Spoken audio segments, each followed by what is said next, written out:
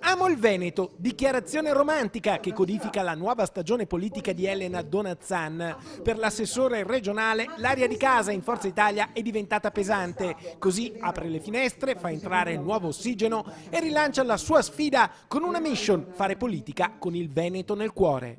Significa rimettere al centro l'impegno, che non è quello di aderire o meno a un partito, è quello di far emergere le tante energie che ci sono nella nostra società, e nel Veneto ce ne sono di tutti i tipi, dal volontariato all'impresa, per ricostruire un legame di fiducia sostanzialmente con il territorio e tra il territorio e la politica. Negli ultimi anni, e più ancora negli ultimi mesi, sono cambiati tutti i paradigmi, compreso quello dei partiti tradizionali. Così oggi, fuori da Forza Italia, nasce questa nuova forza politica.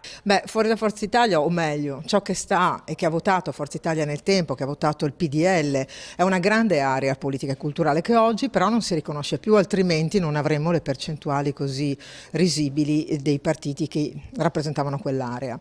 E quindi vuol dire che manca un'offerta, i cittadini non si riconoscono ed è un elettorato che esiste, è un'area culturale che esiste a cui bisogna dare voce. E proprio per dar voce a quell'elettorato di centrodestra che non si sente rappresentato, oggi a Vicenza, in questo casale di Strada delle Beregane, viene presentata la nuova proposta politica di Amo il Veneto, che già all'esordio riesce a richiamare 150 persone. Sul palco lei, Elena Donazzan, davanti a una platea di politici, imprenditori, professionisti, donne e uomini pronti a scommettere su questo progetto. Io oggi sono qui perché come imprenditore è giusto, secondo me, cominciare a far capire che c'è un movimento di opinione che pensa assolutamente che questo Veneto debba avere una marcia in più, debba essere più riconosciuto in ambito nazionale e internazionale. I principi sono quello dell'impresa, del lavoro, dei giovani, nel senso che l'integrazione dei tre elementi fa sì che la situazione in cui viviamo, di incertezza economica, incertezza del lavoro, la scuola, si debbano integrare uno con l'altro, dialogare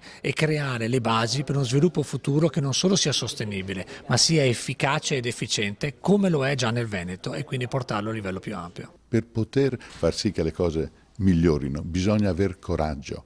Facciamo l'esempio del Veneto, della Repubblica di San Marco.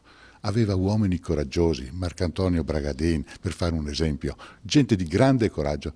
Serve coraggio, ma servirà anche dialogo con le altre forze del centrodestra, lo sottolinea il sindaco di Vicenza, ospite di questo battesimo politico. Deve lavorare all'interno del centrodestra, quindi tutto quel contenitore dove ci sono soggetti civici, politici e partitici, quindi anche Lega, Forza Italia, Fratelli d'Italia, con i quali poi collaborare anche in ottica, credo, regionali 2020.